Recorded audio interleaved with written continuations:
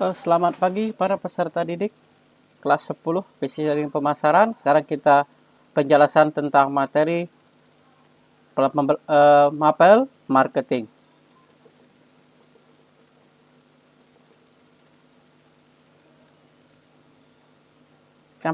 Bab yang pertama adalah analisis pasar.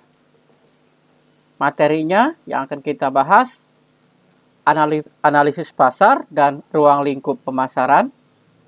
Yang kedua, tujuan dan konsep pemasaran. 1. Analisis pasar.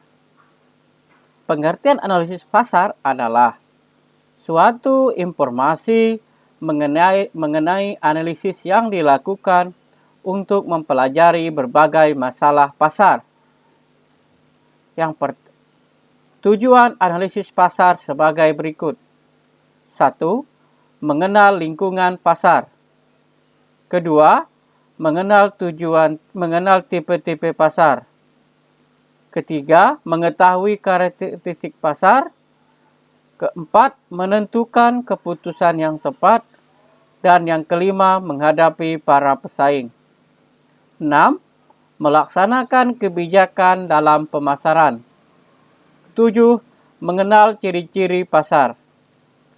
Kedua, ruang lingkup pemasaran. Pengertian pemasaran. Menurut para ahli, yang pertama dari American Marketing Association mendefinisikan bahwa pemasaran merupakan suatu proses perencanaan dan menjalankan konsep harga, promosi, dan distribusi sejumlah ide, barang, dan jasa untuk menciptakan pertukaran yang mampu memuaskan tujuan individu dan organisasi. Kalian sering melihat bahwa sering banyak iklan, papan reklame yang ada di Kota Sintang ini yang memasang misalnya promo tentang produk HP terbaru dan segala macam, atau juga motor-motor yang terbaru. Itu namanya pemasaran. Kalau orang membelinya disebut dengan penjualan. Jadi sebelum orang menjual, orang memasarkan dulu.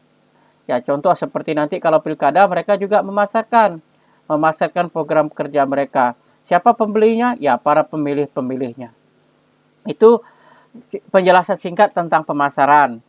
Ya, itu yang singkat, yang sederhananya saja. Menurut para ahli seperti ini. Yang pertama tadi dari American Marketing Association, dan yang kedua menurut Philip Kotler. Ya. Menurut Philip Kotler adalah ini suatu proses sosial dan manajerial yang di dalamnya individu dan kelompok mendapatkan apa yang mereka butuhkan dan inginkan dengan menciptakan, menawarkan, dan mempertukarkan produk yang bernilai dengan pihak lain. Yang kedua, ruang lingkup pemasaran masih ya. Ini yang ketiga. Yang ketiga menurut Nystrom, suatu kegiatan penyaluran barang atau jasa dari tangan produsen ke tangan konsumen. Menurut W.Y. Stanton, ini adalah seluruh sistem yang berhubungan dengan tujuan untuk merencanakan dan menentukan harga sampai dengan mempromosikan dan mendistribusikan barang dan jasa yang dapat memuaskan kebutuhan pembeli aktual dan potensial. Dengan berkembangnya zaman, aktivitas pemasaran tidak lagi sekedar mempunyai ruang lingkup di bidang bisnis saja, tetapi jangkauannya telah melebar ke berbagai dimensi yang lain. Contohnya, misalnya organisasi sosial kemasyarakatan dan departemen pemerintah juga menggunakan. Contoh, departemen pemerintah yang menggunakan pemasaran, misalnya himbauan untuk membuat KTP, membayar pajak, kan ada iklannya dengan membayar pajak, ya ada Pak Gubernur yang mengatakan bayar pajak ya, yang di dekat Tugu BI itu ya, itu salah satu contoh dari pemasaran.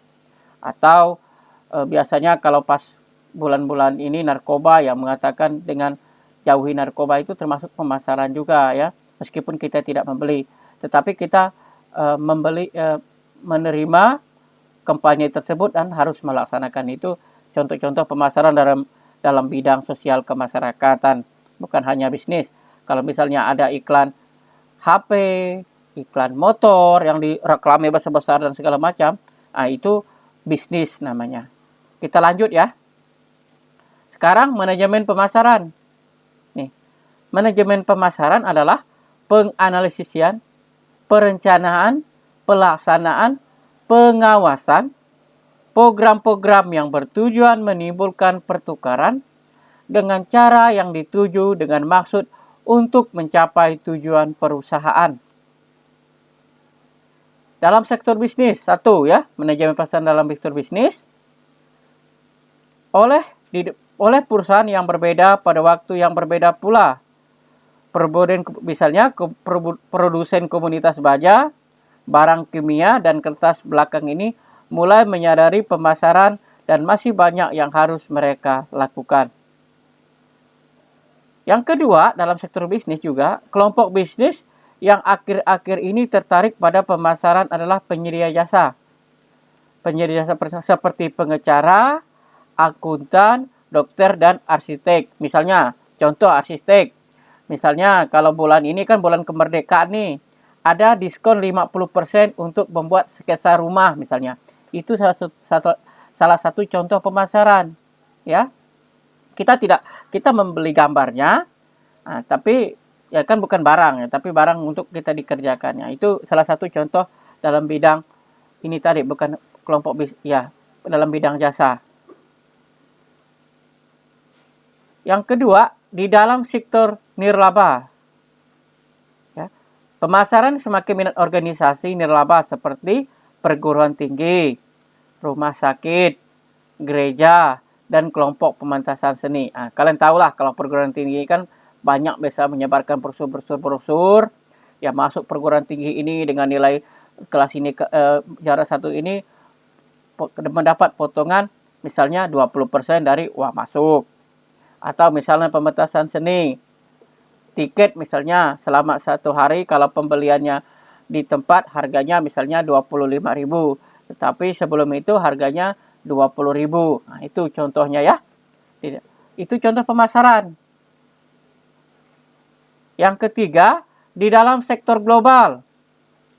Nih, banyak perusahaan besar telah mengglobal dan membawa praktik pemasaran mereka. Mereka telah memaksa perusahaan setempat untuk mempertahankan wilayah mereka dengan mempelajari dan menyempurnakan praktik pemasaran mereka. Tujuan dan konsep pemasaran. Yang pertama, tujuan pemasaran. Ini adalah adanya kegiatan yang ditetapkan oleh perusahaan ketika akan mempromosikan produk atau jasa kepada konsumennya. Tujuan pemasaran akan tercapai bila memperoleh keuntungan atau laba. Ya, ini dalam bidang bisnis. Tadi kalau dalam bidang pemerintah, dengan semakin banyaknya apa yang disampaikan pemerintah, banyak masyarakat yang mengikuti, bayar pajak, menjauhi narkoba, itu sudah goal ya, keuntungan buat pemerintah bahwa program mereka itu benar dibeli oleh masyarakat meskipun membelinya tidak dengan uang ya, dengan kesadaran untuk tidak misalnya membayar pajak, menjauhi narkoba, ya datang ke pameran. Nanti kan ada yang dekat di Tugu Simpang 5 itu pemasaran namanya. Tujuan pemasaran sebagai berikut. 1. Potensi konsumen untuk mengetahui secara detail produk yang dihasilkan dan perusahaan dapat menyediakan semua permintaan konsumen untuk produk tersebut. Kedua, perusahaan dapat menjelaskan secara detail semua kegiatan yang berhubungan dengan pemasaran, mulai dari deskripsi produk, desain produk, promosi produk. Ya, sekarang kan lagi tren, kalau kita kembali ke HP ya, karena kalian pembagian dari pasti kalian banyak ditawarkan HP yang murah tapi speknya bagus. Contohnya Xiaomi kan, Xiaomi, Realme. Belum keluar satu misalnya kemarin yang terkenal Redmi Note 8. Redmi Note 9, sekarang udah Redmi Note